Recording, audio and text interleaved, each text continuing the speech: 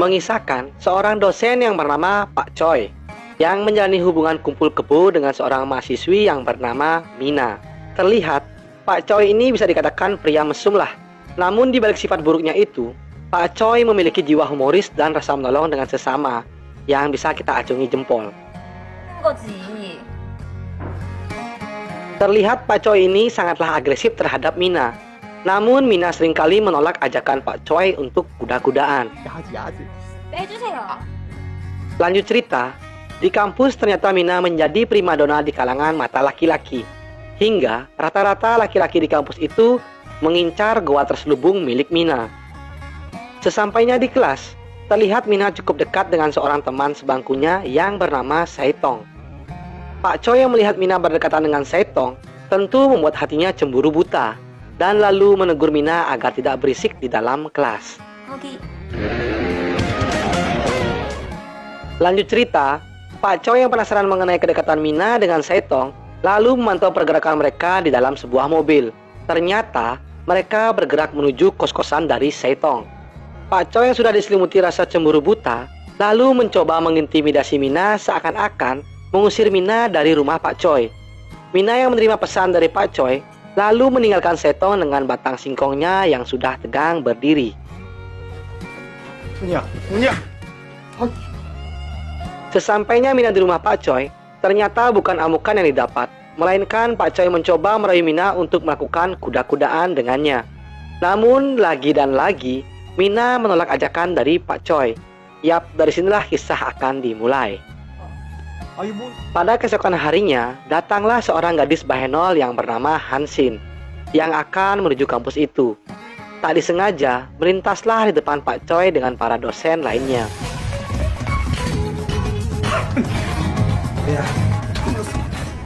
Dikarenakan kebingungan, lalu Hansin menanyakan ruangan perekrutan kepada Pak Choi. Pak Choi yang tidak mau kehilangan kesempatan emas, langsung saja tancap gas mengajak Hansin untuk ke ruangannya dan melakukan interview. Ibarat peribahasa ada udang di balik batu, Pak Choi yang menginterview Hansin tanpa basa-basi langsung saja menerima gadis biduan satu ini. Dan Pak Choi meminta agar Hansin mengikuti cara mengajar di kampus ini. Di saat Pak Choi menjelaskan pembelajaran kepada siswa dan siswinya, sempat melirik selangkangan milik Hansin yang saat itu duduk di kursi paling depan. Pada esok harinya, saat Pak Choi sedang mengajar, ia menghayal seakan-akan Hansin merayu dan mengajaknya untuk kuda-kudaan di dalam kelas.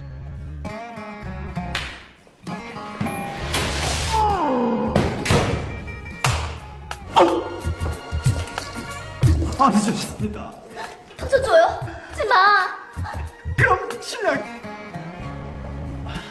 Tak sampai di situ, dikarenakan Pak Choi yang terlalu barbar, ia mencoba mengintip montaen kembar milik Hansin yang montok itu, hanya untuk memenuhi hasrat dan birahinya.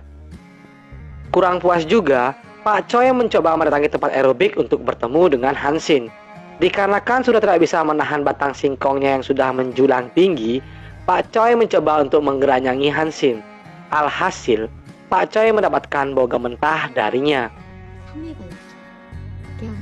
Dikarenakan rasa penasaran yang begitu dalam mengenai goa dari Hansin, hingga membuat Pak Choi mimpi basah saat tertidur di kamarnya. Lanjut cerita, pada esok harinya iman Pak Choi kembali dijajal. Ia kembali melihat pemandangan yang indah dari Hansin yang lagi melakukan yoga. Dengan rayuan mautnya, Pak Choi mengajak Hansin untuk ngobrol-ngobrol di sebuah warung kopi. Di percakapan mereka, terungkaplah bahwa Hansin bercita-cita untuk menjadi seorang model dan meminta bantuan kepada Pak Choi untuk membantunya melakukan pemotretan. Singkat cerita, saat Pak Choi berada di ruangannya, tak diduga datanglah Mina. Mina mengatakan bahwa butuh bantuan kepada Pak Choi untuk mengerjakan tugas kampusnya. Namun apa daya, nasi sudah menjadi bubur. Saat ini Pak Choi sudah tidak menghiraukan Mina. Tak diduga, datanglah seorang guru ke ruangan Pak Choi. Di sini hampir saja terbongkar hubungan kumpul kebo mereka. Pada malam harinya, Pak Choi sedang bersama Hansin di dalam mobilnya, yang lalu diganggu oleh sebuah telepon dari seorang pria yang mendekati Hansin. Dengan kekuatan cinta dari Pak Choi, mengatakan bahwa ia adalah tunangan dari Hansin. Sesampainya di rumah Pak Choi, Seperti biasa mereka membicarakan mengenai pemotretan itu. Dan sesi foto-foto pun dimulai.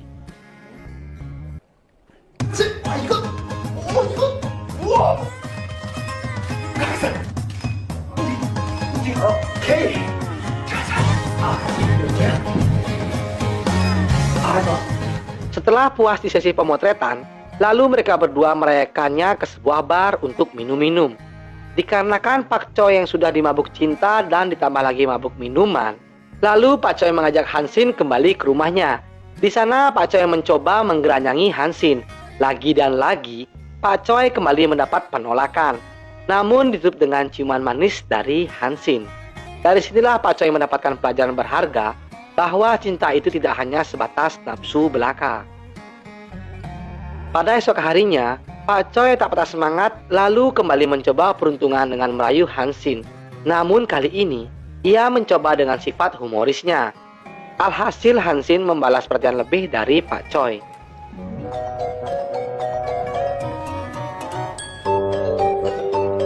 Lanjut cerita, sepulang Pak Choi dari mengajar, ternyata didatangi oleh Mina di dalam mobilnya. Di sini Mina mencurahkan isi hatinya kepada Pak Choi mengenai hubungan mereka yang sudah renggang. Sesampainya Pak Choi di rumah bersama Hansin, terlihat mereka berdua akan melakukan sesi pemotretan yang kedua. Di sini Pak Choi memberikan perhatian lebih kepada Hansin dengan memintanya mandi terlebih dahulu agar terlihat lebih segar dan menawan. Pak Choi yang tidak tahan mendengar gemercik air, lalu bergegas ke kamar mandi untuk mengintai Hansin yang sedang mandi. Alhasil Pak Choi tidak mampu mengendalikan batang singkongnya yang sudah tegang berdiri. Bak peribahasa berakit-akit ke hulu berenang ke tepian, akhirnya Pak Choi berhasil menjebol gawang dari Hansin dengan diiringi robot dari Pak Choi.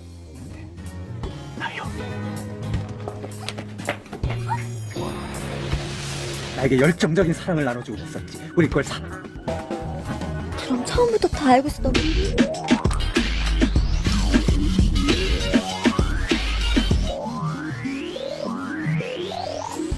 Namun apa daya, ternyata Mina datang ke rumah Pak Choi.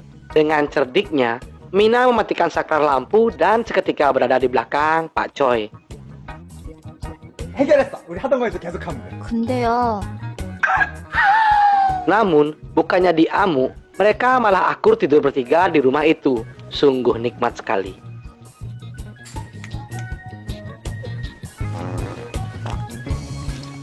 Pada keesokan harinya, Mina menemui Pak Choi dan ingin berbicara empat mata mengenai hubungan mereka yang sudah renggang. Tak lama kemudian, datanglah Setong. Terlihat di sini Setong cemburu buta akan kedekatan Pak Choi dengan Mina. Yang lalu Setong dengan kepala kampus merencanakan untuk memata-matai pergerakan Pak Choi dengan Hansin dengan dibantu dua orang detektif terngetop di kota itu. Singkat cerita, detektif itu menjalankan aksinya, lalu mengikuti Pak Choi ke sebuah tempat aerobik yang sedang asik bersama Hansin. 알았어, 안 돼. 요가 쉽네. Dikarenakan Pak Choi hanyalah manusia biasa, ia tidak bisa menahan gairah dan hasratnya, yang lalu menarik Hansin ke belakang untuk mengobok-ngobok gawangnya. Tak diduga, detektif itu mendapatkan foto-foto mereka yang lagi asik berkudaan. Pada esok harinya, Mina menemui Hansin. Di sini Mina menanyakan mengenai hubungannya dengan Pak Choi. Namun Hansin mengatakan hubungan mereka hanya sebatas teman saja. Dan lalu mereka menuju ke sebuah bar untuk melupakan masalah malam itu. Usut punya usut, ternyata Mina ini juga memiliki cita-cita sebagai model dan meminta wejangan dari Hansin. Tak lama kemudian, datanglah Setong. Di sini Setong berterus terang kepada Mina bahwa ia memiliki perasaan lebih kepadanya. Pada malam harinya, Pak Choi dan Hansin sedang makan malam bersama. Terlihat kedua insan manusia ini sedang dilanda lautan api asmara. 만나고 당당하게 얘기하고 와. 나 이제 Lanjut cerita, ternyata Hansin janjian dengan kepala kampus. Ternyata, terbongkarlah bahwa sesungguhnya kepala kampus ini memiliki perasaan lebih kepada Hansin. Namun Hansin yang sudah jatuh hati kepada Pak Choi mentah-mentah menolak perasaan dari kepala kampus itu. Di tempat lain, Pak Choi sedang bersama Mina. Di sana Mina dengan berat hati mengungkapkan ingin mengakhiri hubungan ini. Dikarenakan Mina merasakan sudah tidak ada chemistry dan juga Mina mengatakan kecewa dengan sikap Pak Choi yang tidak peduli dengannya. Singkat cerita, Hansin ditemui detektif itu. Betapa terkejutnya, ternyata detektif itu memperlihatkan foto Hansin yang lagi kuda-kudaan bersama Pak Choi. Di sini detektif itu mengatakan agar Hansin menjauhi Pak Choi dan memintanya keluar pulau untuk menemui seseorang. Jika tidak, foto-foto itu akan disebar luaskan. Pada malam harinya, Hansin yang sudah diselimuti rasa kebingungan dan ketakutan mencoba tidak menceritakan masalah ini kepada Pak Choi, dikarenakan ia tidak mau Pak Choi juga memikirkan permasalahan ini.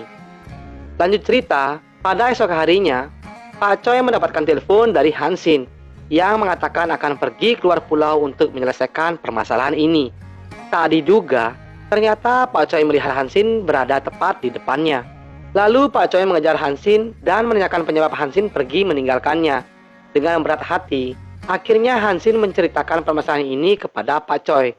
Dan akhirnya Hansin pergi keluar pulau dengan menggunakan sebuah Facebook.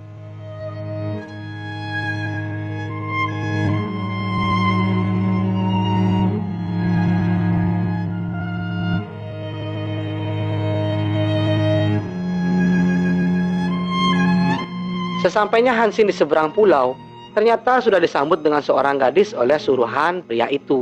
Di tempat lain, Pak Choi yang sudah pergi ditinggal Mina dan Hansin merasakan kesepian yang mendalam akan kepergian dua gadis yang dicintainya. Yang lalu Pak Choi berencana ingin menyusul Hansin ke seberang pulau dengan Mina. Lanjut cerita, Hansin yang sudah menunggu pria itu, ternyata pria yang dimaksud adalah Pak Kepala Kampus. Dari sini bisa kita simpulkan bahwa Kepala Kampus itu sangatlah penasaran akan lembabnya goa dari Hansin. Yang lalu, mereka ingin melakukan kuda-kudaan di dalam air. Namun karena kecerdikan Hansin, ia menutup mata Pak Kepala Kampus dengan sempak miliknya. Dan lalu, posisi Hansin digantikan oleh Mina. Nah, saat itu juga, fotografer beraksi untuk mendapatkan foto seakan-akan Pak Kepala Kampus sedang kuda-kudaan dengan muridnya sendiri. Singkat cerita, Pak Choi telah berhasil menjalankan aksinya dengan membawa kabur Hansin kabur dari tempat itu. Namun, di sini Hansin menanyakan kepada Pak Choi, apakah tulus mencintainya. 미안해. 안 해. 그렇더라. 사랑해. 그 말하기가 그래. 난생. Tak lama kemudian, datanglah Mina. Dari sini terbongkarlah ternyata Hansin dan Mina bekerja sama untuk memberikan pelajaran kepada Pak Choi agar lebih menghargai arti kata saling mencintai. Yap, dari sini Pak Choi mendapatkan pelajaran berharga bagaimana rasanya kehilangan orang yang dicintai. Penutup film, akhirnya Pak Choi yang bersifat humoris ini berhasil menggait Hansin dan